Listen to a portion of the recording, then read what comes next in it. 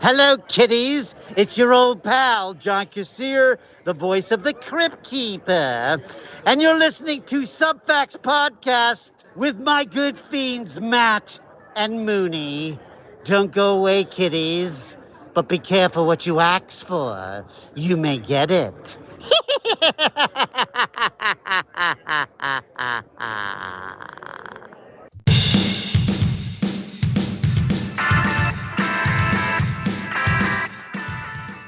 Hello and welcome to Subfacts. I'm your host, Matt. I'm here with my partner in crime, Mooney. What's up, Mooney? What's going on, dude? Hey, not much. I know we just I feel like we just played the Crypt Keeper a couple weeks ago. I love it. I want to play it every week. But I think we all love it. So yeah, we're gonna probably run it into the ground because it's awesome. I mean, who doesn't love the whatever the voice I don't want to is? know the person who doesn't love it. So I would be very mad at that person. yeah, so we're just gonna run that one into the ground. Awesome. But anyway, we got a jam-packed show for you tonight. Jam-packed show. So with that being said, you have to.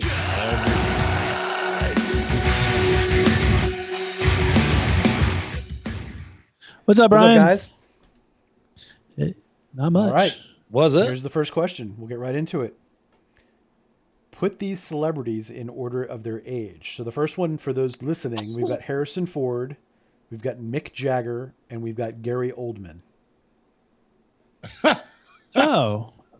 Wow, this is not easy. I actually feel like it's easy. I think I'm going to get stumped because I think it's actually easier than we think. That's why I don't think it's easy at all. Gary Oldman, I think we can agree, is the youngest. Yeah, I think so too. But why would he throw Gary Oldman in there? It seems like a trick. So Mick Jagger, I want to say, is like 79. I know Harrison Ford's 80. That's what I'm. So that, I guess my point is, I think it goes in order. I think Harrison Ford is. I know Harrison Ford's in his 80s. We're gonna go. It's reverse. Yeah. So Gary youngest, Mick second, Harrison Ford oldest. That's what I would choose. Mick and Harrison are the coin toss, I guess. But I think he's 79. I'm not going that way. I'm going Mick youngest, Gary second, then Harrison oldest. The reason is Mick no has, way Gary is. Dude, Mick has always looked disgustingly old. Even when he was like 30, he looked 80. No, but think about it this way: the Stones were in the early or mid 60s. So he had to be 20s in the 60s. All right, so he's born in the 40s, so he's 80. Yeah, that's true. All right. I'm just going to put it out there. I don't care if I'm wrong. Why not? Say la vie, All right. as they say. So you guys were so good at this. Boom. You I was. So Harrison Ford is 80. I can't believe you actually knew their ages. Harrison Ford's 80. I know, right? I knew Harrison. I didn't know Jack. Gary Oldman's 65. He looks great. Gary Oldman looks amazing for 65. I didn't think he was I knew Gary Oldman had to be the youngest, but like I said, the toss up between Harrison and Mick Jagger. Mick Jagger's always looked old. Like he doesn't look any different than he did when he first started singing. Yeah, I know, right? Well, that's how we've always seen him at our age, and we look old. But like, if you look at when you look at she's like a rainbow Mick Jagger. Okay. He's like as baby face as you're he was gonna get. 18, 18 or something like that. Yeah. All right, next question. What's the worst possible song you can imagine played from an ice cream truck? Oh my God. I got one that popped up in my head right out of. Oh God. You want mine first, or do you want to do yours? You go ahead. Straight Outta Compton, Crazy MF Ice Cube. I think Straight Outta Compton would scare me if it rolls up into my neighborhood. Not that there's anything wrong with that, folks, but I mean just coming out of an ice cream truck or a truck. I mean, I would say, anything in the rap or like disgustingly hardcore metal, like Two Live Crew, Big Booty Hoes, up with it. That'd be awesome. I mean, like, I don't. You know what? How about this? Anything from Linkin Park. Really? I hate Linkin Park. They're one of the worst bands ever. I would actually go towards that if Linkin Park were playing. No, I would stay away. Like, I can't stand. I hate Linkin Park more than I do Rush. Like, I'm not gonna lie, I would actually be like, "Hey, what's up, 2000?" You know, because it's a little dated, but hey, why not? Yeah, no, I wouldn't. Not that Straight Outta Compton isn't dated, but you know, Straight Outta Compton. I think Straight Outta Compton, in a weird way, I would laugh, but I think you'd get a lot of people to like go towards it, except for probably little would. kids. Yeah. Awesome. All right, cool. Awesome. Next question: which of these movie characters would make the best 3-person co-ed bowling team? So you got to pick 3 people, and there has to be both men and women on the team. And for those listening, we have Fran from Dodgeball, we have Billy Bob from Varsity Blues, William Robert, Ogre from Revenge of the Nerds. We have Rocky, we have Shane Falco, we have Dottie Hinson from League of Our Own. We've got Lawrence from Office Space, Tommy from Tommy Boy, Buck Russell from Uncle Buck, Lucy Draper from Necessary Roughness, Annie Savoy from Bull Durham, and Billy Bean from Moneyball. For those who don't know, Susan Sarandon is Annie Savoy, and Kathy Ireland is Lucy Draper. Yes. And then what's her name? Is Dottie Hinson. Gina Davis. And I don't know the lady that plays This is Fran. actually the easiest question I've ever answered on the warm-up. You go first, sir. I think about 60% of them would be good bowlers. Like Lawrence would be a good bowler. I'm sure Buck Russell would be a good bowler. I have a feeling Shane Falco would be a good bowler. But if I'm putting my team together, there's no chance. You know what? Ogre's a good bowler too. But my team guaranteed to win any bowling team trophy, Fran, Dottie Hinson, and Billy Bean. 100%. That's my team. Wow. That's not even close to my team. Yeah. Easy Fran, easy Dottie Hinson, and easy Billy Bean. Boom. Okay. Fair enough. I'm going to go, like, for me, number one, I can't believe you didn't pick up on it. What? I just can't believe he's not a good bowler. No way. Buck Russell, Molly Russell's wart. Oh, I think you meant like Rocky. Rocky's not a good bowler. No way he is. No, he's not on my list. Buck Russell went to a bowling alley in the movie and was like the bowling king. He had the shirt. He had everything. Yeah, he was a bowler. But I mean, that doesn't mean like Billy Bean isn't a bowler on the side. So and you saw the way Fran played dodgeball. Here's my thought process.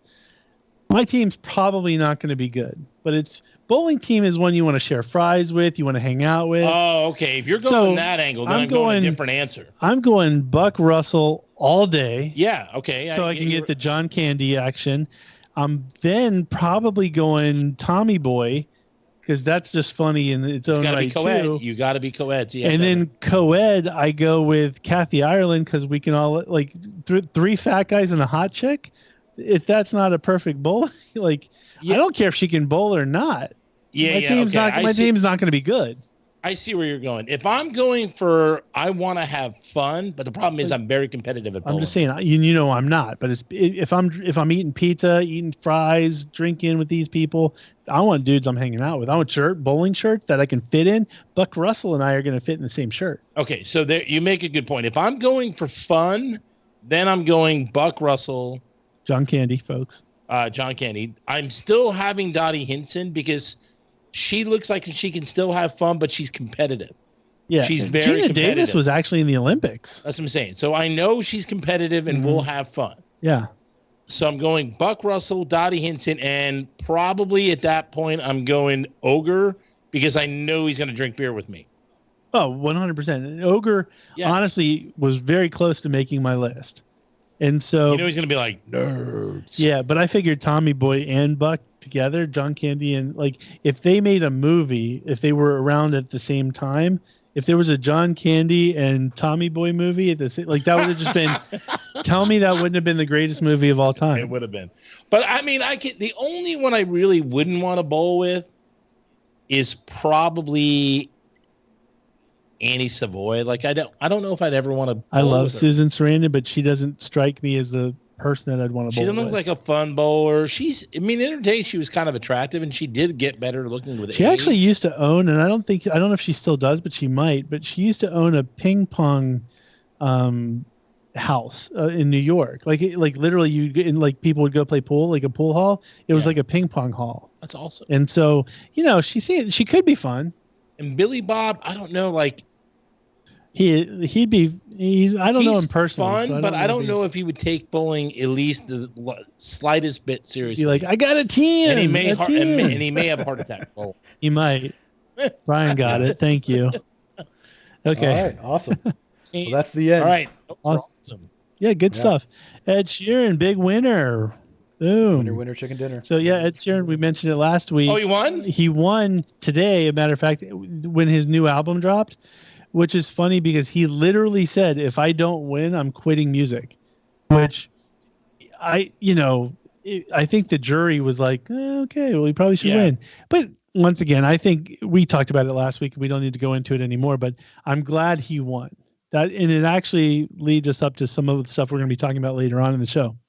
But before we get into I don't know if I'm glad he won. I'm happy he won for the sanctity of music. But he did, and the fact that there is a lot of sampling and copying that's going on. Well, we're going to talk about something later. But it was very close. We're gonna talk about something later which might blow that up. Okay, got it. So, but before we get into that, folks, last week, as you know, based on the title of the show, I got called an Ewok. That was fun. And the worst is, after the show or the next days, I'm downstairs and my wife is watching a little bit of Return of the Jedi with the boy because he didn't know what an Ewok was. And then now they're sizing me up. Like the whole time it's like, yep, I see it. That's you. And so thank you. I get that. So I'm feeling good about myself, of course, folks, as I do. And I look at when it comes to the reactions we've been doing, folks, I'm going to let it out. I've answered every one of the comments. Yeah. It's me. Most of the time I answer generically like we, because I'm speaking on behalf of us. But sometimes I just write, if it's me, I write, this is Matt, and then I'll say what I need to say. Yeah. So somebody, I forget which video it was, somebody wrote back and they said, Matt, you were the luckiest person in the world because you found a real life Rab C Nesbitt to be partnered with. And I'm like, what the hell is a Rab C Nesbitt? It's RABC.NESBITT. It's a British show, apparently. So apparently Matt from England and Andy from creativeunderground.co.com. I hope you're laughing because I'm sitting there going, I didn't know what I was in for. So he sent some links. And the funny thing is, I looked at the links. I don't know if it is with British TV. I can't tell if it was filmed yesterday or in 1965. Right. You know what I mean? I don't know. I did. Oh, that's awesome. We did look back at it, and apparently it came out in 1988, and it lasted to 1999. But then it got picked up again, and it went to 2014 or something. So apparently it's pretty popular in England. But you, my friend, are apparently Rab C Nesbitt. It's not as cool. I wish it was globally known like Ewoks. I don't know if I'm jealous of you being called an Ewok or not. This guy looks pretty disheveled. He does look a little disheveled, but he's got a big smile on his face, and maybe he's a good dude. Maybe he's a guy you want to play you want to go bowling with. Yeah, I don't know. I mean, I have to watch the show. But apparently, I'm lucky because I found a real life Rab C Nesbitt. So you've never been called Rab C Nesbitt before. I don't know. I mean, we didn't reach the English crowd, I guess. Yeah, so it was weird. So folks in England, I hope you're enjoying it and laughing, and we'll have to check it out at some point. But sweet. Anyway, so I have my doppelganger. Love it. So I've been going, you know me, I love to go down different rabbit holes. Yep. And it all started within the news. There's a writer's strike going on in Hollywood and New York, all that stuff. Oh no, I know where. And me personally, I don't care. Hey, if you're good, you'll get paid. If you're not good, you don't get paid. That's my stance on things. Right. I'm not a big fan of unions, all that kind of crap. So I really just don't care. But one of the concerns that I saw was they're concerned that there's a writer's strike, and these companies can just go, who cares? We'll use AI. We'll use like ChatGPT and write our scripts. Right. So I was like, I've heard of ChatGPT. I'm sure you know what it is by now too, where it's an artificial intelligence. You can tell it to write stuff and it writes stuff. So I went down the AI rabbit hole. And before I even get to the ChatGPT thing, I saw something, and this goes in line with the Ed Sheeran bit, was that music, like, I don't know if you even know this, but like you can take a person's face, like a celebrity, and have an AI version of them say something that they never said, and it looks like a straight legit video. Oh, wow. So what you can also do is just take their voice. And so somebody took like a Drake song, they took Drake's voice. Yeah. Created their own song, their own beat and everything, and had used Drake's voice. Drake sing their song. Interesting thing though, people like reacted to it, and it was better than what like Drake would have done. And so what begs the question is, when you do that, and we know this, when you do a reaction on YouTube, there's an algorithm that hears something and says it's copywritten. The music industry doesn't currently copyright a voice. They copyright an identity. They own the material. They own so if Drake writes the singer something, or the band or the yeah. And this isn't just Drake. People have taken like Liam Gallagher's voice and did an Oasis type song, but it's not written by Oasis. So all of this like Ed Sheeran stuff, in theory, in like a year's time, could be all for naught, because there's no way to like, who gets the artist, who gets the actual creativity? Is it me who stole Drake's voice, but I wrote a good song and I just used Drake's voice to put out a product? Do I own it, or does Drake own it because it's his voice? I don't even want to, that's just a whole world I don't even want to get into.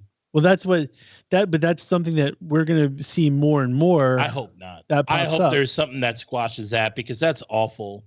That whole AI creating, you write a song and then you just hit a button or two and then Drake sings your song, or Dave Matthews sings your song, or Billy Joel. That's stupid. Yeah, but you could also argue that what makes the song good? Is it just the person's voice, or is it the words? Is it the music, the beat that you put? It's a combination of both. So what I'm saying is, if you do two of the three, like Bob Dylan, I mean, he had excellent lyrics. Like, if people didn't like his voice, if you don't have a good singing voice, and you go, I wrote a killer song, I can just use John Lennon's voice and put it in there. No, you have to fight and see if someone will sing your song for you and give you credit, like Toppin did with Elton John. You can't ruin the sanctity of music that's been around for years. You can't ruin that's what I'm going for, folks. Rab C, Nesbitt. You can't ruin the authors that have written. David Baldacci, who's one of the best authors on the planet, and then you basically say, hey, write another David Baldacci book, and he's not writing it. No. I don't even want to think about that world. That world would suck. Well, we're in it, sir. We're getting closer and closer to it. And well, hopefully the government, if they can do anything right, stops it. I think it's here to stay, sir. But you can't do it. I mean, if you want to shake down anybody, shake down the people that do that. That would be awesome. There are full-on AI like metal bands and stuff that I'm telling you that people who are in the industry, somebody goes, oh, here, listen to this new band. And they're like, oh my God, this is fantastic. Later on, realize it's a computer doing AI.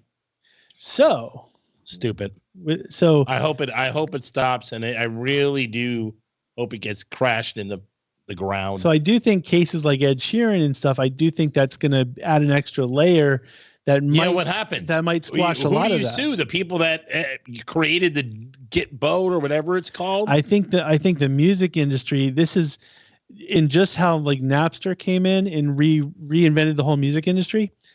this is that we're hitting that wave again where the music industry has to go, what do we do? Same with stop it. That's what you do. You stop it from happening. But look at even movies like Carrie Fisher's dead, but they can recreate Princess Leia. No, you stop it. You don't allow Carrie Fisher to be in a movie. But what if I mean, let's hope it never like the last movie and then she was filming some of it and you're gonna do a scene or two, fine, but not a whole movie. Let's hope this never happens. But if Stallone if Stallone dies, no, I don't want to see another movie with him. Really? No, I don't. I would watch AI Stallone all day. No, I would not. I would not, and I would hate you for watching it. I would watch it in front of you, sir. No, you would not. I would leave whatever establishment we were at. They unearthed this new Stallone movie. It came from the vault, sir. No, stupid. It's so I mean, I can't believe people are that shallow and weak that they have to watch and or listen to AI created stuff. Anybody like that should honestly go find a hole in a cave and go there forever. You suck. Okay.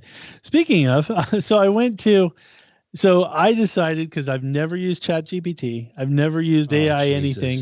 So I decided to go to ChatGPT for the first time and see how intuitive it is. Because I wanted it, because I've got a son who can technically use it for schoolwork. He shouldn't be using it for schoolwork. But can. I was curious at this stage in the game how intuitive it is versus what it could be. And what I found, in my opinion, it's more along the lines of like an Alexa at this point. It's not as intuitive as I'd like it to be or thought it would be. Why do you want it to be more intuitive? I want it, well, why do you want AI to... I love the future. I love okay, but in that future, we don't exist. What do we do? We're still us. They're not killing us. It's not Terminator. Okay, the show is not global. The show is not even national. I mean, our jobs would be disintegrated into the ground and we wouldn't exist and we couldn't afford our homes or do anything. What would you want AI to take over the world for? It'd be kind of cool. No, I'm just you want to lose your job and not have anything and not have any income to see AI work? No, I'm not. No, I don't want that to happen. But that's something that should be a conversation. That's what I'm saying. We're having a conversation. I know. You're wrong that wanting AI. It's anybody who wants AI and Terminator 2 to happen to us. Good luck. Yeah, dude, we're the like. And what I'm saying is, we're going to need John Connor to stop it. That's all. Yeah, and there are people at the forefront of saying, "Hey, let's slow this down." Then there's people going, "Hey, let's speed this up." So that's why we're having the conversation. So anyway, I went to ChatGPT just to see. I asked it some questions just to see how it responded. So the first thing I said was, write a joke about the Subfacts podcast, because I wanted to see if we showed up in the world of AI. Right. First joke, it said, "Why did the Subfacts podcast cross the road?" To get to the lesser known side. And I was like, oh my God. ChatGPT's coming for us. Little bit of a dig, bit of a dig. So then it said, "Why did the Subfacts podcast get a job?" It said at the sandwich shop, but in theory it should have just been like pizza shop or something. Right. But the answer was because it's great at delivering subpar content. So I was like, way to go. Wow. So then I was like, okay, well, let me get off of our jokes. And I said, write a joke about Mooney's mom. You know, it could have been my mom, but anyway, your mom just came to mind. So I said, write a joke about Mooney's mom. This is where it got interesting. It says, "I apologize, but as an AI language model, I cannot provide jokes or comments that may be considered offensive or disrespectful towards any individual or group of people. Awesome. My purpose is to provide helpful and informative responses while upholding ethical standards and respecting the dignity and privacy of all individuals. Awesome. If you have any other requests or questions, I'd be happy to assist you." So it won't do something that they find offensive. So then I said, write a joke about the New York Jets. It seemed to be the focal point of your... Well, when you're not here, I miss you, sir. Searches. I miss you. And so it said, "Why did the New York Jets fan refuse to watch the game on TV?" Because they heard the reception was terrible. Oh, Wah, wah, wah, wah. And so you smiled. Oh my God. So anyway, it's funny. It won't tell a joke about your mom, but it'll tell a joke about the Jets. Well, but it's not being degrading.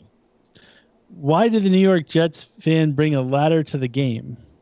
Why? To see their team climb out of the bottom of the standings. Oh, Jesus. Okay, I did one about the Philadelphia Flyers, too. Just make it even. Why did the Philadelphia Flyers bring a broom to the game? So they could get swept. To sweep the ice after the team scores. Oh. Yeah.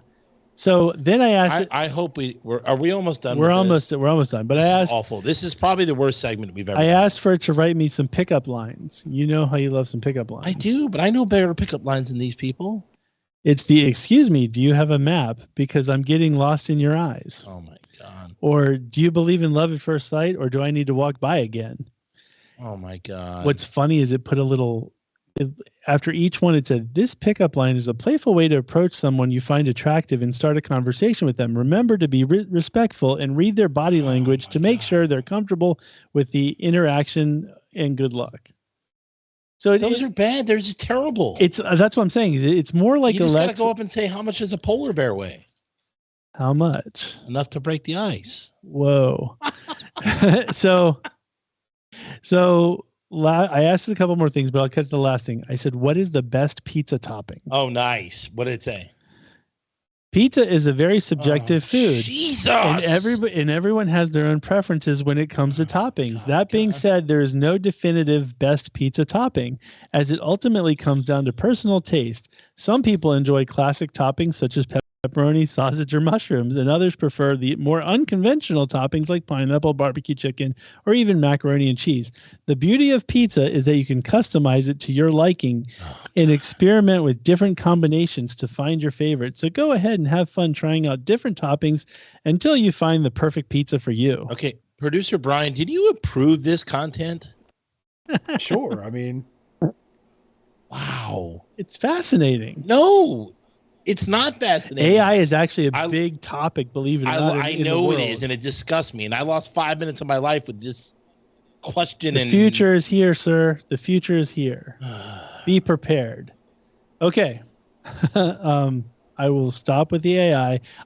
Folks, if you're listening, I think it's a fascinating discussion people should be having because it is going to make a major impact into our world. Just make sure I'm not part of that discussion. Rab C. Nesbitt has spoken. Please, for our English friends, if you want that discussion, don't include me. Okay, so you know how you feel about the whole AI thing. By the way, they were talking about it at work, and I had to leave. Oh, okay, I didn't know. I feel the same way, and I've been angry for the last 2 or 3 days because while early this week, the Rock and Roll Hall of Fame nominees came out. And they did. Yes, and as you know, we do. We do our selections. We've always done our selections. We've always done our who did what. And I will tell you this: the inductees were Kate Bush, okay, Sheryl Crow, nice, Missy Elliott, George Michael, Willie Nelson, Rage Against the Machine. Actually, you know what? I like Willie Nelson. Never mind. Rage Against the Machine, and the Spinners. Nice. Before we get to our picks and how we did, I have a little bit of a diatribe. I just want to throw it out there. I love diatribe. Okay, so the Rock and Roll Hall of Fame. It's called the Rock and Roll Hall of Fame. Right. Doing a deep dive, the people, which makes no sense, the people that make the selections. You've got a couple people that work for Vibe magazine, which is an R&B and hip hop magazine. Not rock. You have Questlove, who is the drummer for The Roots, not a rock band. You have a bunch of other people. You have like Metallica's management company, which keep in mind, they manage Metallica, but they also manage a ton of other bands. Right. Not all rock and roll. Right. To my point. So they're calling it the Rock and Roll Hall of Fame. This is the biggest. This class each year gets a little weird. This class, in my opinion, is by far the biggest slap in the face to rock and roll music out of all music. And I want to stress this. everybody that's nominated, I enjoy. I actually like. I own their material. It has nothing to do with the people that actually got picked. It's the shuns. It's not even the shuns, really. Like, obviously you guys know I love Iron Maiden, and Iron Maiden should be in there based on their based on their legacy. Whether I like them or not, they should be in there. So it's not really a matter of that situation. So what is a matter of? What bothers me is, Missy Elliott 100% needs to be in the Hip Hop Hall of Fame, which there is. See, that was a question I was going to ask. So is there another Hall of Fame? There's a Country Music Hall of Fame. Wait a minute. Then why are they allowing these people into the Rock and Roll Hall? That's my point. So Willie Nelson all day. 100% Country Music Hall of Fame. And I would even argue that Willie Nelson I'm not pissed that he's in the Rock and Roll Hall of Fame only because of his influence on, earlier rock music and stuff. It's a stretch, but either way, I'm not mad at that. And like I said, Country Music Hall of Fame all day long. He should 100% be there. Country, yes. George Michael, I love George Michael. You know this. I do know. Has never been rock and roll. There's nothing rock and roll about him. He has been straight up pop 100% of the time. I don't think he would necessarily think he should be in the Rock and Roll Hall of Fame. Sheryl Crow. I'm trying to figure this one out. I love Sheryl Crow. I've seen her live, and I enjoy her music. But at no point in my life have I ever said, man, let me go buy the new Sheryl Crow's Greatest Hits album. Right. I don't even know if she has one. Probably not. No one has. Me, I pay attention to all kinds of music.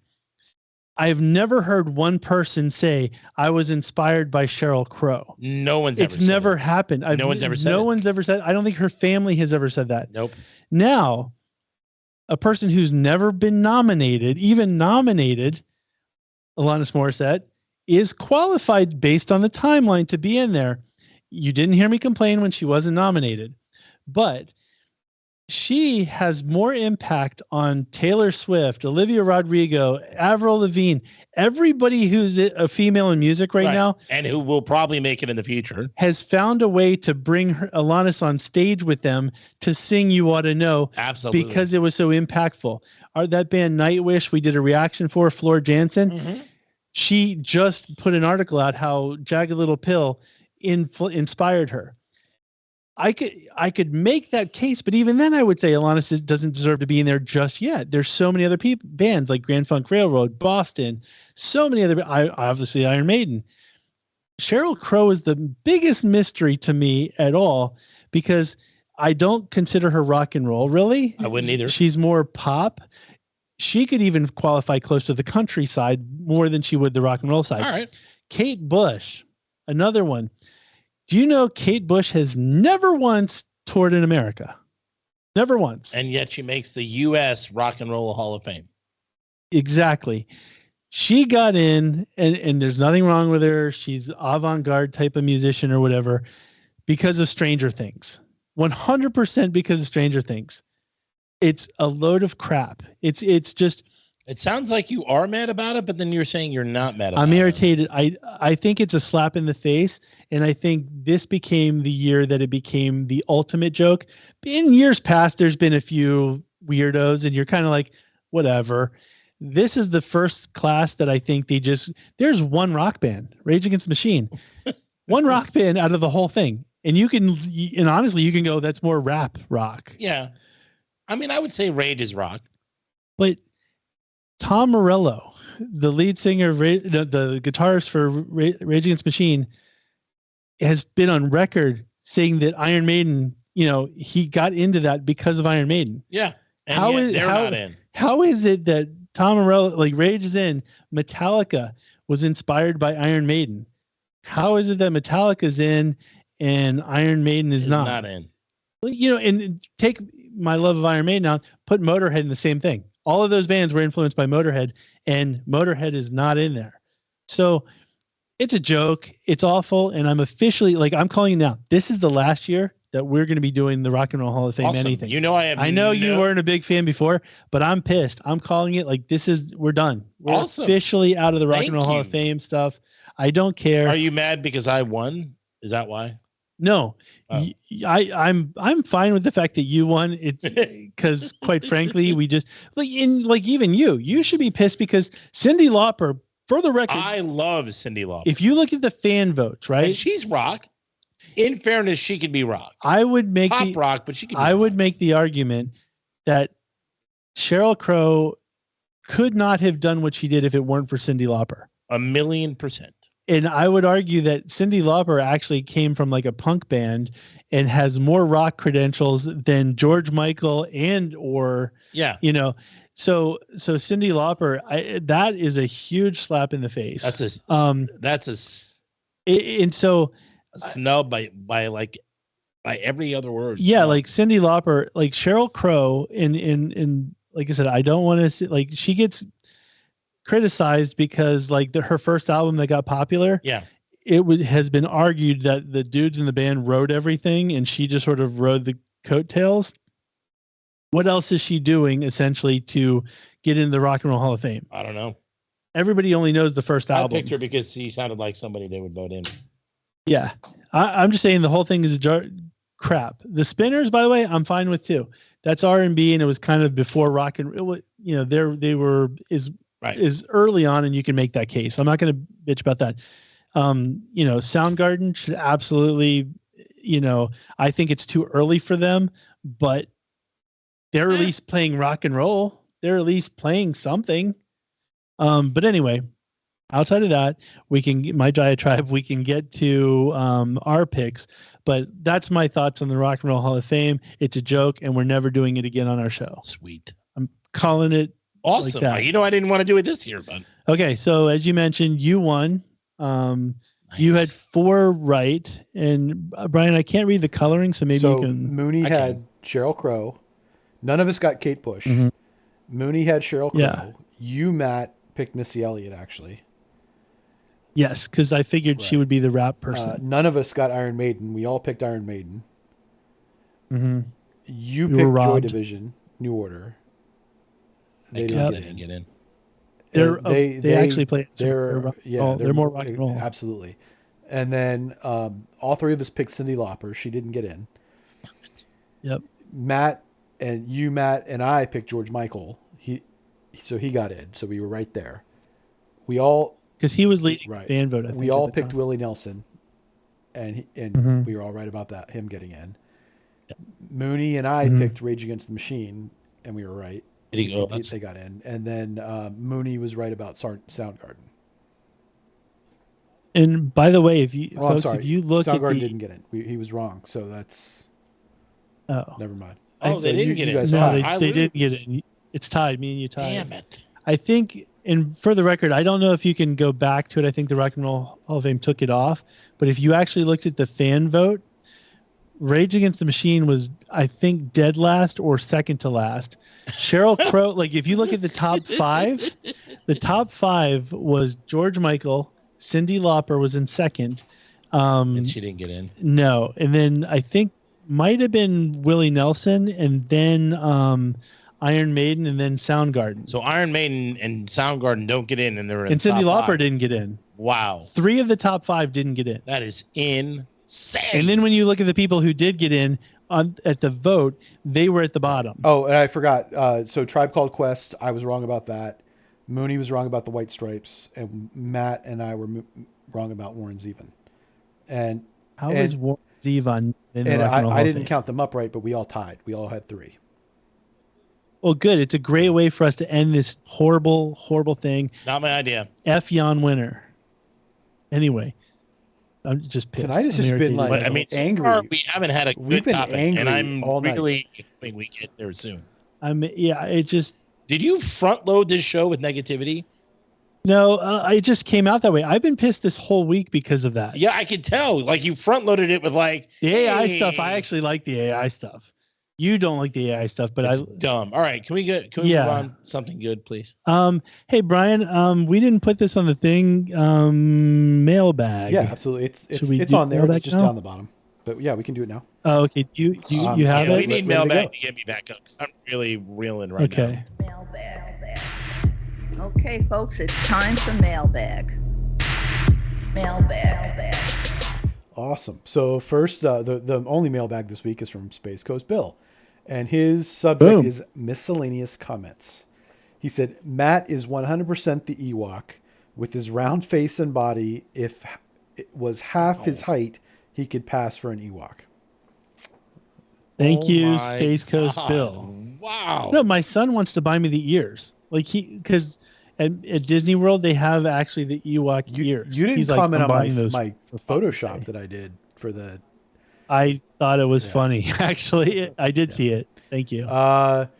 So he goes on to say, regarding the pausing Matt does during the reaction videos, he says, if you spent $10 a month for YouTube Premium, you wouldn't have to pause the videos for commercials. Once you go premium, you'll never go back. I agree. I have premium myself and I love it.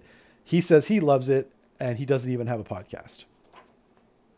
Okay, speaking of premium, folks, if we were to go on Patreon and charge you guys for this show, we could afford the premium on YouTube.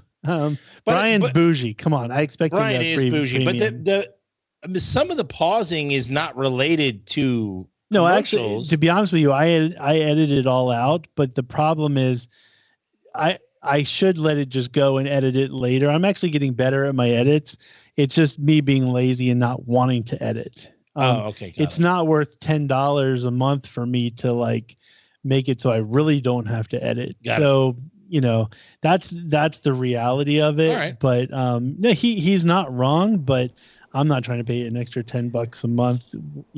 Once we get our subscribers up, if we move on to Patreon, folks, you guys can pay for some bonus Then you guys stuff can be from bougie us. too. Bonus.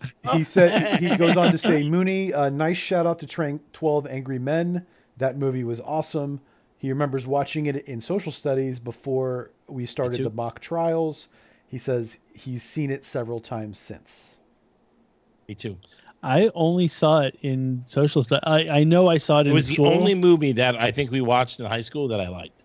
I thoroughly enjoyed it. I just didn't feel the need to see it again.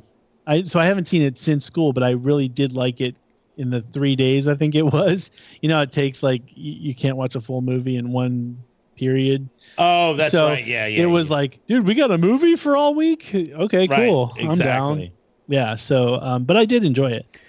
Oh, yeah. One of my And faves. that was his email for the week. Thank you, Space Coast. Great email. All right. Thank you, Space Coast Bill. Thank you, bringing sir. the levity back. Boom.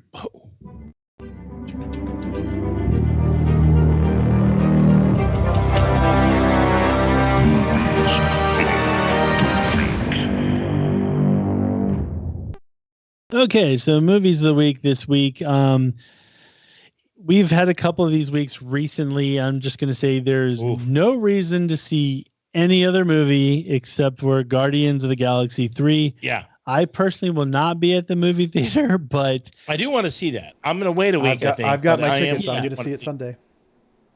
from what I can tell, Nice. the reviews seem to be good. They are, I know the animal rights people are uber pissed because apparently the squirrel, gets either beaten up quite a bit and what I don't get is they don't realize it's not a real raccoon. Yeah, of course. So it's a fake raccoon. But the animal rights people are extra pissed about it. Oh, stop. Get off. But anyway, the movie's going to be huge. It's going to be gigantic. There's no sign indicating it's not. So I'm staying away from the theater. You guys can enjoy. Yeah, I might go see it. One Sunday. of the so what Matt's alluding to is the backstory of Rocket is that he was like experimented on and stuff, and there's like a whole bunch of other aliens or like animals in the movie that were also experimented on, and like the PETA people are like, you shouldn't experiment on animals and that kind of thing. So oh my god, I need the note. The nerd. PETA should go away. Yeah, come on. I mean, they serve a good purpose on a general scale, but to they should pick and choose their battles. Right. I mean, wisely. Ridiculousness. It's a movie. Yeah, I think all of us can say torturing animals is a bad thing, and nobody is for it. No one is for it. But when nobody, Come on, folks. It's a CGI raccoon. It's Bradley Cooper is not feeling pain, folks. And they always say in everything, no animal was harmed during the production of this movie. I always think about like who's the a-hole that waits for that and goes, "Oh, thank God, I thought it was real." You know what I mean? Like, who is the a-hole that like? I mean, if it wasn't there, who's the a-hole that's automatically going to get their lawyer on speed dial? Right, but like movies like Cujo or The Birds, right? You know. Yeah, and they always say no animals harmed, but it's like, are we that dumb that we really need to have that on the credits? Yeah. Like, who's the dummy? I just want to know who that person is. I hate people. Sorry. I'm with you. Yeah, those people suck. But there is two good, 1.5 good newses for movies. Yeah, I mean, in October, another Saw movie's coming out. Fantastic. Oh, and have you seen the trailer for Boogeyman? The Boogeyman? Yes. Looks pretty decent. It looks good. Except for the fact that it's from the mind of Stephen King. It scares me because some of his stuff is not great. Right. Yeah, he's hit or miss. He's very hit or miss. The half good thing, Ballad of Hunger Games prequel, The Ballad of Songbirds and Snakes. I saw the trailer for that.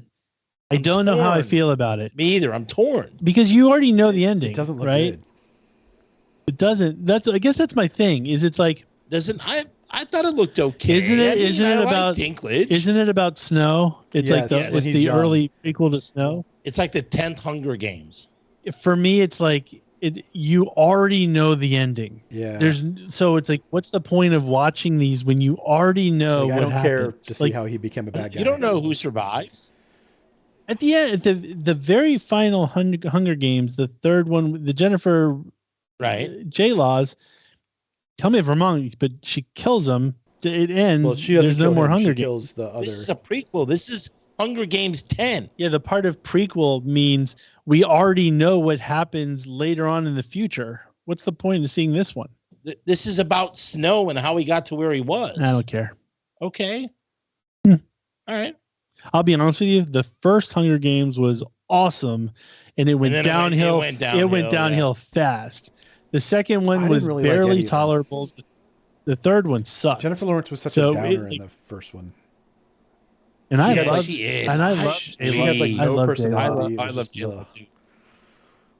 But the first one was at least I think she was a bad choice for agreed.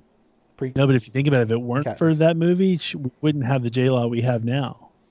Maybe. I don't know. She did a couple of other good movies. She did Winter's Bone, but come on, Hunger Games. He said Bone. Winter's I know. That was my nickname back in college.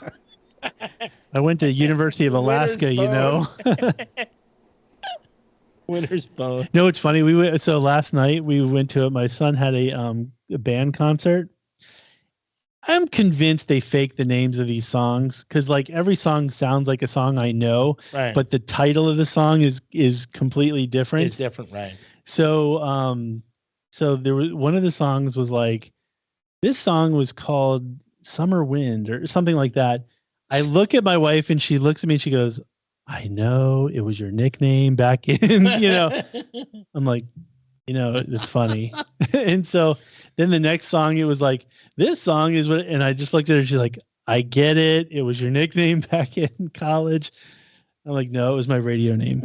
But my radio. But it was funny because every one of those songs was another one of those. Oh my. So anyway, you have anything else to add to the movies of the week? No. I'm I mean, I don't. It doesn't count as a movie, but I did watch the Netflix special on Blackpink. It's pretty interesting about how Blackpink basically got to be as famous as they are. It goes into all 4 chicks' backstories. Oh, good. I'll check it out. And about like how they started and what country they come from, and they go into who writes the songs, who does the music, the choreo. Mm-hmm. It was really good. Good. I'll check it out. Boom. Definitely up your alley. Like I thought it was good, but I think you would appreciate it more than I did. I'm there. Speaking of Asian persuasion, this is Cindy Starfall, and it's time for Mooney's Dugout. Love you, Mooney.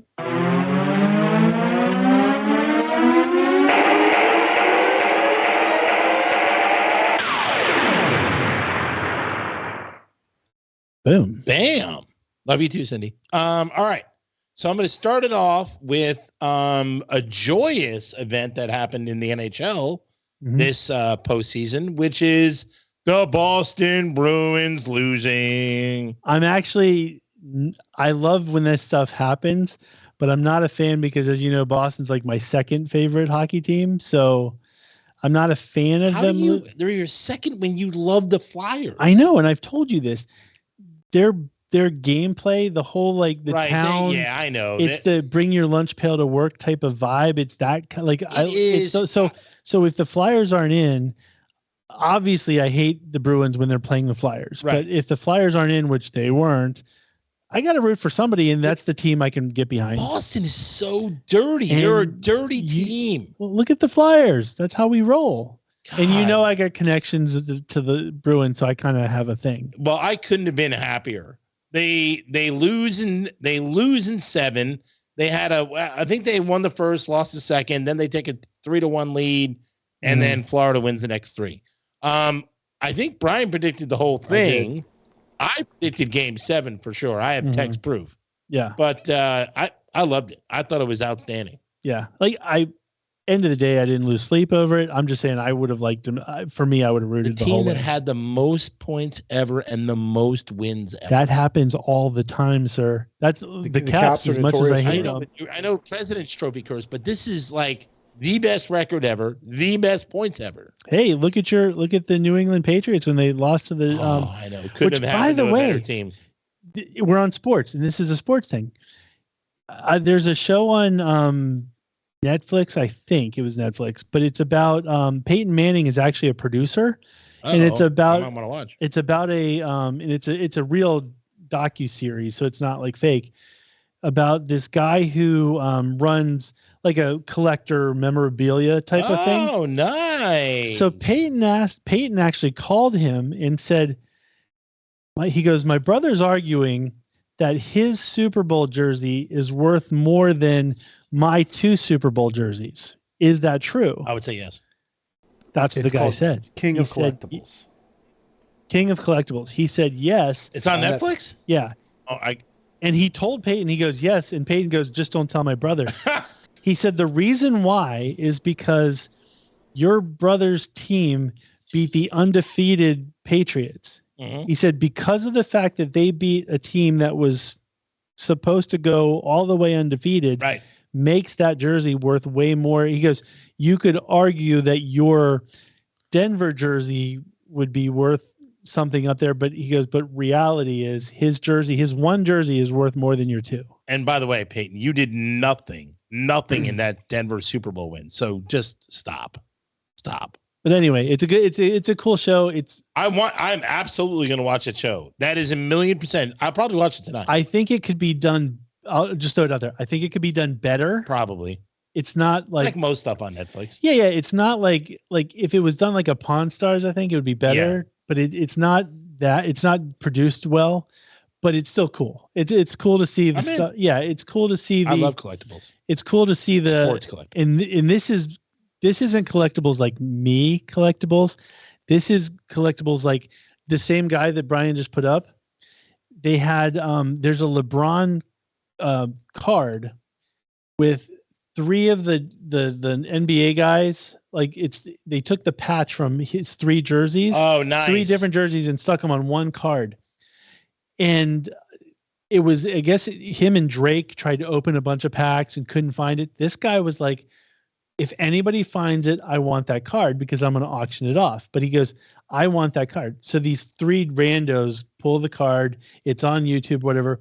He flies them with his personal jet to where he is in New Jersey and basically goes like, I want this card. I want to auction it or whatever, make a deal, whatever. And they were trying to figure out like, well, maybe we want to keep it for sentimental value. He was like, I will give you $1 million cash today up front to get the card to put it in auction. Wow. $1 million. I would have said yes immediately. For a card that they had to think about it. But anyway, a card that doesn't have a LeBron signature. It's a 1 of 1, which has the 3 patches. It's something I'll never understand. That I understand collectibles to a point, But when you're talking $1 million for a one of one, essentially a piece of paper and some fabric, that's nuts. That's awesome. So you'll like it from that perspective. I cannot believe I would take that money up front so fast. Yeah, because the problem is that a rando has so many hurdles in getting $1 million because they have to find a buyer. They have to make sure it's an authentic card, all that stuff. And these people, like these collectible people, they have buyers. Yeah. So it goes to auction and they know that the person buying from them is going to feel safe. They feel safe. So it's a good transaction. Yeah. Like one guy had a Messi jersey that Messi, I guess, is known for one specific game because he took the jersey off and kind of like showed it to people. That jersey went for like $500,000. But it's stuff that we can't fathom in our world. So it's kind of cool. I see that. I would love that kind of stuff. I wouldn't buy it, but yeah, it's fun for me. It's fun to watch. It's fun to see that stuff. But if I had Elon Musk money, I'd buy it. I just wish the show was produced better. That's the only complaint. Yeah. I know what you mean. Like I watched the guys who do the trading cards at Tops and whatever, that wasn't done that well either. Yeah. Like, if it was done better, like more, like I said, Pawn Stars is engaging to me. So like, if it was done like Pawn Stars, I would be like, boom. It'd be 100%. It'd be 100% the best. But anyway, you have any more? Yes, you have actually more. Two more things. Oh. The second one would be. You know what? I'm going to go in different order than I expected. So another team lost in the first round that had the best record in the NBA this year. Not the best record ever, but the best record in the NBA this year. The Milwaukee Bucks lose in the first round to the Miami Heat.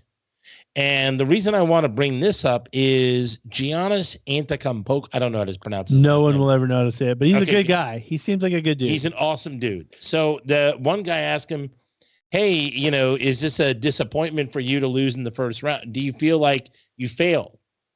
And he goes, you asked me that same question last year, dude. And he goes, no, it's not a failure. He goes, and he's like, we try hard. We put in the preparation. We do all we can. He goes, you don't always win in sports. He goes, someday it's your day. Someday it's someone else's day. Oh, yeah. And then he says to him, and he goes, Michael Jordan played for what did he say? I think he said 15 years. He won 6 championships.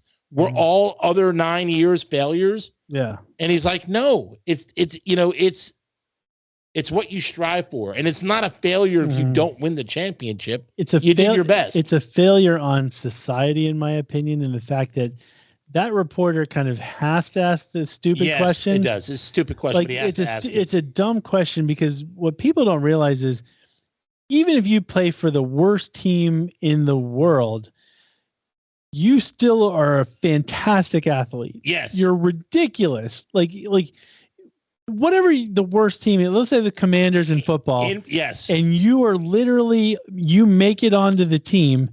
You're better than like so many other people, like just to make it. So it is a garbage to sit there and go 100% of the time, I'm going to beat that team. Yeah. It's just impossible to pull off. That's exactly right.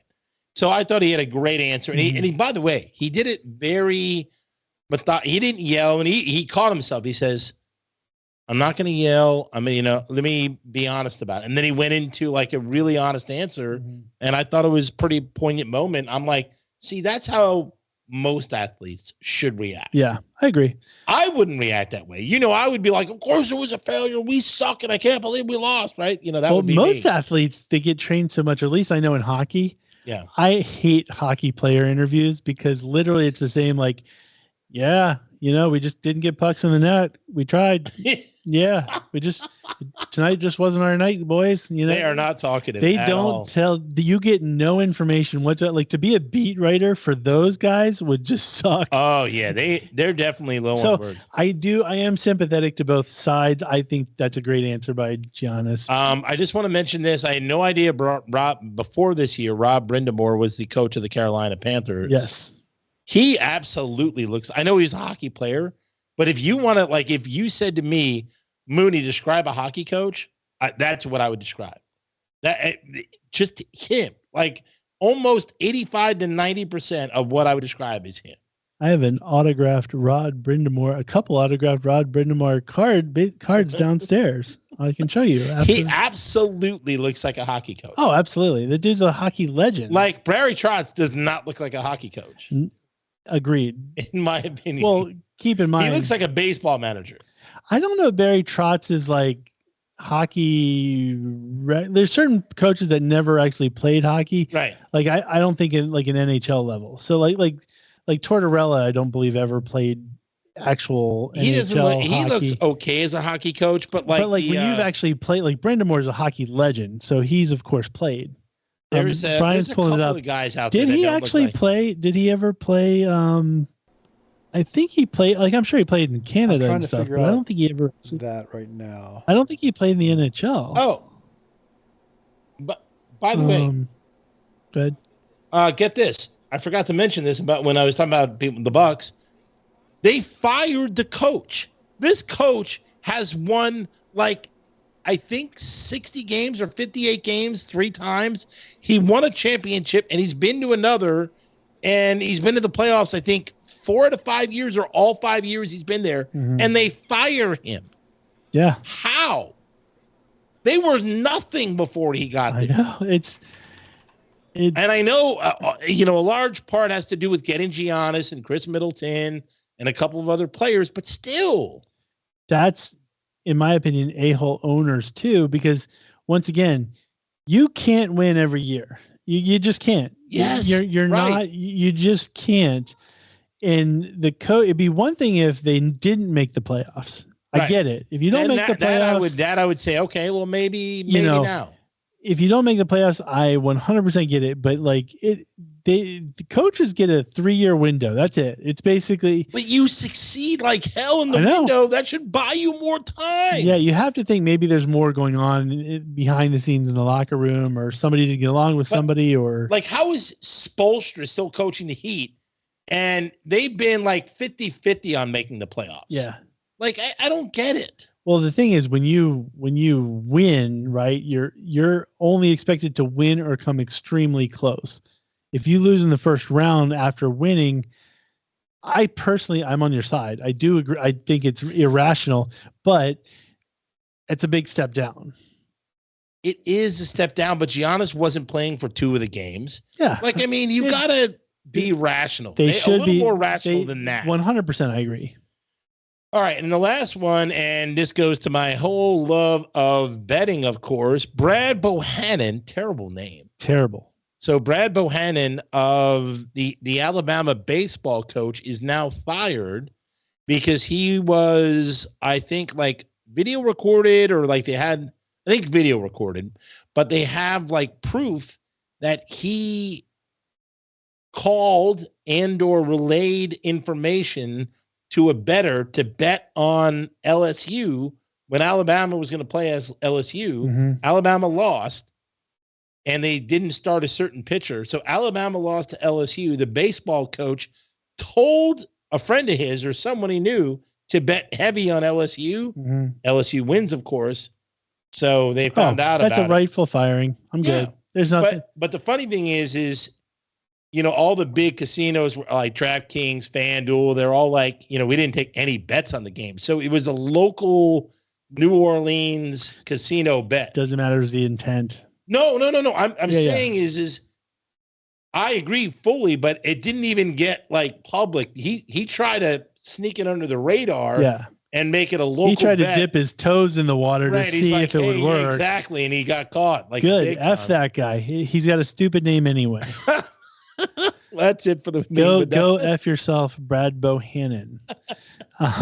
And so let's see what's next. I gotta make sure I'm hitting the right button. Yep.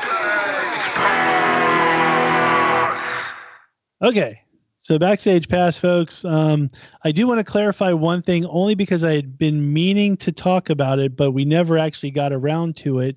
I mentioned it a little bit during the Eyes of the Nile interview a couple weeks ago, but I want to give it its due. And a couple weeks ago, Metallica's 72 Seasons album came out, And I will say this, the first 4 songs that came out video-wise, I downright hated. I was like, the videos suck. They put no effort into the videos. Don't waste your time watching the videos. But as a Metallica fan that I am, I bought the CD when it came out. I was like, why not? And so I gave it the first listen and downright hated it. I was like, oh my gosh, this sucks. The tempo doesn't change throughout, whatever. And so I was just going to dismiss it. Like sometimes you just listen to an album, you didn't like it, you never go back to it. I decided to go back to it a few more times because I'm like, once again, it's the almighty Metallica. Right.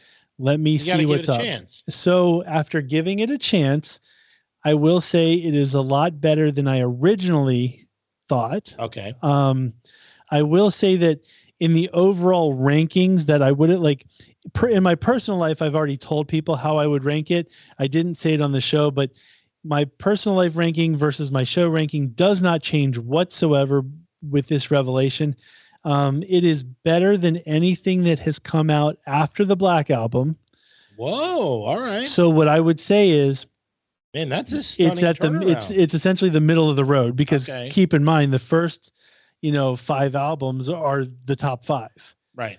But it is 100% better than the Loads, Reload, Saint Anger, Death Magnetic, and the one prior to that, the one with all the faces on it. But anyway, because there's some amazing riffs. I will say this: James Hetfield, he's got amazing voice for being 60-something years old.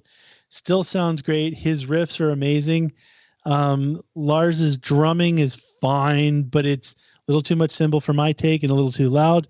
The biggest drop off and the biggest flaw that I would say, folks, is Kirk Hammett's solos are awful. They're not. Oh, wow. And I like Kirk Hammett, and he's very talented. I don't want to take away from his talent, but it's uninspired. His guitar solos just sound very derivative and the same. I think what happened was I heard that when they were crafting the songs, they were just jamming, and all the songs came from jams. So when you're just jamming and you're riffing, you just come up with something quick. A lot of guitar players will actually go back and look at note theory and all that stuff and come up with come up with a much better solo. I think Kirk just got really lazy and didn't do that. And he's actually taking a lot of hits, and his excuses are weaker and weaker with each article. So he is the big negative of the album. Wow. And I will say the only other problem is they kept the same tempo, all 11 songs.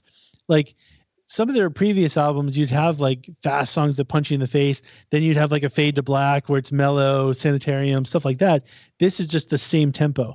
Break it up, dudes. It would have been a perfect album if if Kirk did better solos and they actually changed the tempo a bit, your album would be in the top probably 3. Oh, wow. But that's the big issue I have with it. So there you go. But Metallica take some hits. Yeah. I will say this week they did their 72 Seasons tour, started in Amsterdam. And if you haven't seen it, coolest stage set I've ever, it's ridiculous. They're playing in arenas, big stadiums, and it's one huge circle that almost takes up most of the floor. Nice. And there's people in the middle. So they're walking around the circle. And when you see it, it's huge. Like you have to look, you'll see, oh, there's Lars's drum set. And there's it feels like it's a mile long stage. It's not, but I mean, it's massive. And they're doing 2 nights each, which I'm still pissed about, but they're not repeating anything in the set. The set lists have been amazing. It's all albums from the first 5 albums. Friday's set is completely different than Saturday's set? Yes. And they're great. If they just continued with the 2 sets that they did, I would be the happiest person because quite frankly, it's front loaded. It's obviously loaded with the first 5 albums. Right. They do sprinkle in like 1 or 2 songs from the others, but you're getting the good stuff, which is what Metallica's been doing forever. Like they're like top hits both nights.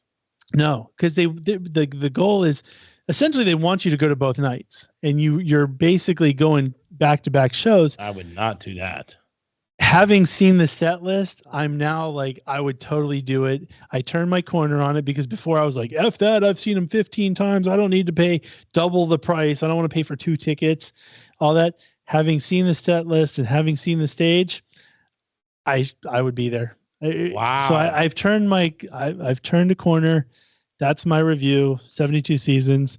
The other thing I wanted to call out, I don't like the band except for, once again, anything prior to Joshua Tree. Not a big fan of U2. I love Joshua Tree. U2 on Apple TV, folks. There's a thing about the Las Vegas Sphere. Have you seen this thing? No. It's a almost $3 billion entertainment center. Yeah. In Las Vegas, and it's a big, huge sphere. Oh, cool. It essentially has LEDs inside and outside to where you can do anything you want. It's got the largest LED screen in the world, essentially. Oh, wow. That's huge. It seats 17.5 thousand people, and it goes like upwards. So it's like everybody has a great, amazing view. So this is in addition to the Vegas arena. Yes. So, wow. So U2 is essentially doing a residency there in the fall, and they're the first ones to actually test it out.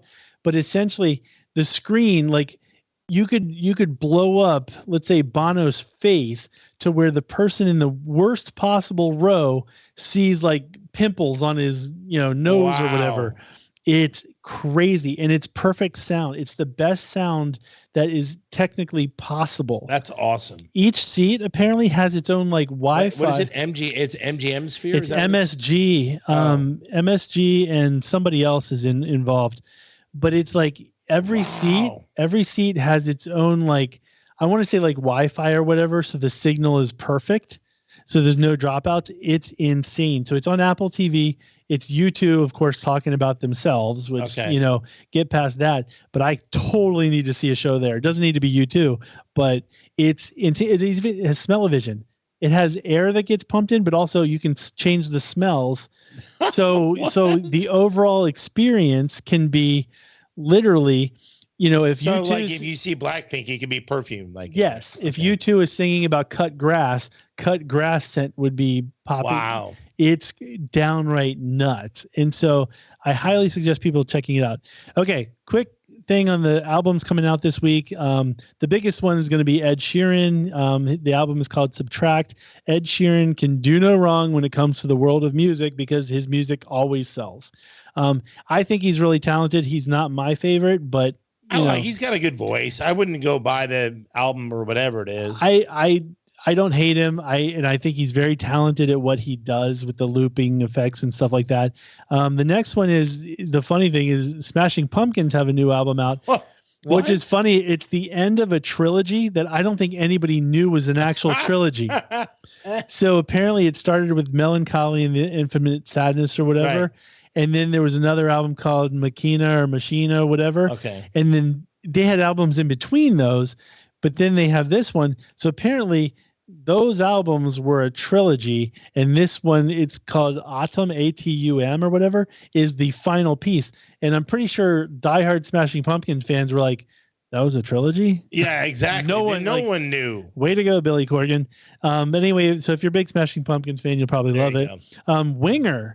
Winger is getting blown up by, I watch a lot of rock people and stuff. Yeah. And as much as these people goofed on Winger in the 80s, adult Winger is getting a lot of praise. So Winger's 7th album called 7 is out tomorrow or today. Who's going to buy that? Apparently it's really good. No. I haven't gotten it. I haven't heard it. You're not going to get it, I hope. Probably not. But anyway, Winger is getting a lot of love these days. I'm just throwing it out there for those who are. Winger? Yeah. Oh, my Lord. Another band I wanted to just highlight, because I've been paying a lot of attention to European bands. If you are missing the days of Winger and the 1980s hair bands, there's a young band from Sweden called Enforcer. Not the same band. Oh, no, that's Snow. Yeah, no, that's Informer. Oh. So the band is called Enforcer. The band is called Enforcer. I want to say this is probably their 4th or 5th album, but the album is called. Surprised. I own all 3. So I know the album is called Nostalgia, and they sound like it's straight hair band, and it sounds a little bit like the band Europe, like the Final Countdown. Are we doing a thing for? We almost did. We're not. But I'm saying Enforcer. If you're just trying to check out something different and you like hair bands, that's a band you should check out. Sweet. That's my movies or music backstage pass. That's nice. That's my thing. I'm going to skip TV because at this point it's not worth it. Yeah, Fired from. I'll just mention it's called Fired from Mars. Not great, but it's a funny concept. It's a cartoon on HBO, and the concept essentially is a big corporate entity like SpaceX or whatever goes to colonize Mars. And so, of course, they take the best of the best and do that. And so, as corporate would, Luke Wilson plays the main guy, and he plays like a graphic artist for memos and stuff like that. So he gets up there and he's doing his job for a couple of years, feeling good. And then bosses call him in. They're like, "Yeah, we're going to downsize a little. We don't really need you anymore." And the thing is, like, when you're in Mars, there's nowhere to go. You can't go, "Oh, let me get another job." Yeah. You can't go 8 years. You can't fly 8 years back. Yeah, you can. So it's funny in concept. All right. So anyway. Yeah, no way I'm watching it. Yeah, it's cute. It's cute. I'm just throwing it out there. Anyway, with that, it's funny about TV where you're getting that set up. My wife posted something this week about like R.I.P. Luke Perry. I don't know how she came across it. He died like 10 years ago. And I'm sitting there going, I'm like, not 10 years, but probably 8. Here's the funny thing. She posted, I was like, Luke Perry died? Are you serious? You didn't know? I had no idea. Oh my gosh. Yeah. I had totally forgot he was dead. Yeah. So I was like, Luke Perry died. I was like, why isn't this big news? So I Googled it, and of course, it was like 8 years ago or something like that. Yeah. And then Gordon Lightfoot did die, R.I.P. But anyway, yeah. I found that funny. I'm like, how did I not remember he died? You do the read, and I'll point the shirt out. All right. All music, all tech support for Subfacts is provided by our friend Andy at Creative Underground. He runs a state-of-the-art production studio in Leesburg, Virginia. You and me and everyone can find out more by going to his website, but it doesn't stop there, folks. He does video live stream events. He does youth sports, corporate events, weddings, concerts, pro karaoke. And if you just need the best audio or video guy around, call him or go to the website www.creativeunderground.co.com. Boom. And then what can we say? I don't think I feel like Ben gets enough love. I think he does get a lot of love. I was thinking about him, I don't think we highlighted enough how much work he did when Eyes of the Nile was here. He actually had lighting for us. We never had lighting. Brought umbrella lighting then shading. He was all about it. So I know we let him talk for a little bit, but I don't think I gave him enough props on that. Ben. No, he is dedicated. He just doesn't go, "Oh, I'll take some pictures." Say you're. No, it's not the I'm just going to bring my iPhone and take some pictures. That's right. My man comes to town. He definitely ready to doesn't go. ever do anything half.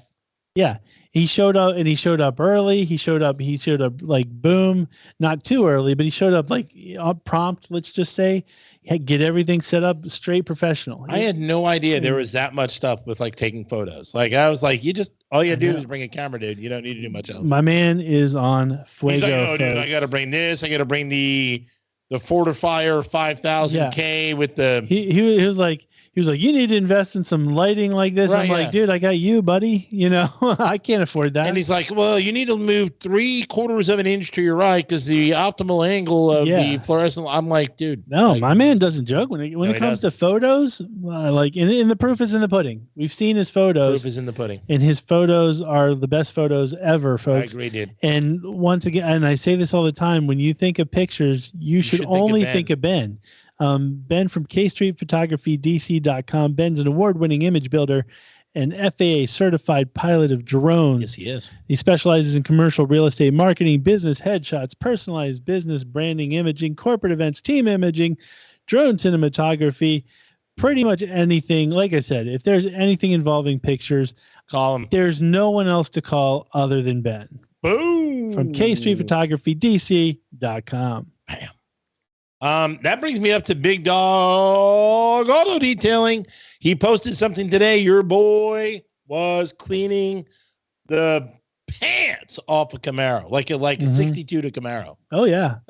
I'm saying there's nothing this guy can't do. Summer is coming, folks. You can't avoid it. It's going to be here. You're going to want a fresh, sparkling ride. And to get that, you need to call Big Dog Auto Detailing. Very simple, 571-233-8716. Tell them to give you the Subfacts special. I don't know what that is, but we'll find out together, folks. I'm sure there is. Make sure you get the ceramic, get as best package you can. And one thing to bring up, I actually hung out with him a little bit today because he was at my neighbor's house. Right. And the exact story, my neighbor wants to sell his motorcycle.